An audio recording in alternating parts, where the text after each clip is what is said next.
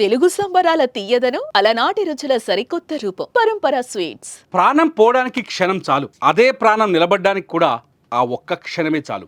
ఆ ఒక్క క్షణంలోనే ఓ బాలిక తన ప్రాణాన్ని రక్షించుకుంది.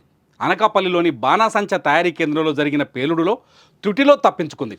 ప్రాణాలతో బయటపడి ఈరోజు మన ముందు నిలిచింది. దురదృష్టం 8 మందిని బలి తీసుకుంటే అదృష్టం ఆమెను రక్షించింది. ఇంతకీ ఆమె ఎలా మృత్యుంజయురాలుగా నిలిచింది?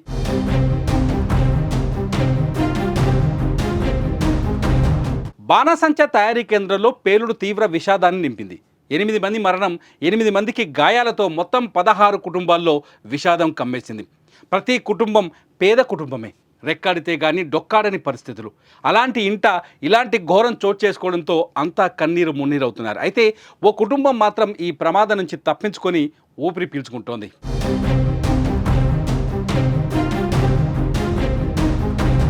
కైలాసపట్నంకు చెందిన నాగేశ్వరరావు గత కొంతకాలంగా ఆదివారం పేలుడుకు గురైన బాణాసంచ తయారీ కేంద్రంలో పనిచేస్తున్నాడు. అతడి కుమార్తె సునీత ఇంటర్ పూర్తి చేసింది. ఇటీవల విడుదలైన ఫలితాల్లో 900 మార్కులు సాధించింది. బాధ్యత గల ఆ బాలిక ఒకవైపు చదువుతూనే సెలవుల్లో తండ్రి నాగేశ్వరరావుతో కలిసి బాణాసంచ తయారీ కేంద్రానికి వెళ్తుండేది. అయితే 2 రోజుల కిందట ఇంటర్ పరీక్షల్లో మంచి మార్కులు రావడంతో శనివారం బాణాసంచ తయారీ కేంద్రంలో పనిచేస్తున్న వారందరికీ స్వీట్లు, డ్రింక్స్ పంచిపెట్టింది.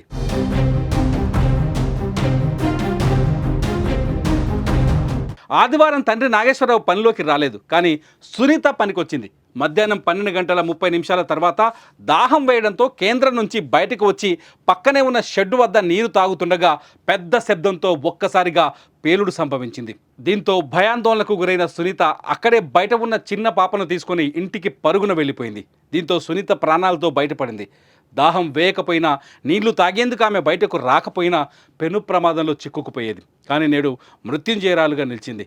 తండ్రి నాగేశ్వరరావు కూడా ఆదివారం పనికి రాకపోవడంతో ప్రమాదం నుంచి తప్పించుకున్నాడు. ఇలా ఆ కుటుంబానికి అదృష్టం తోడైంది.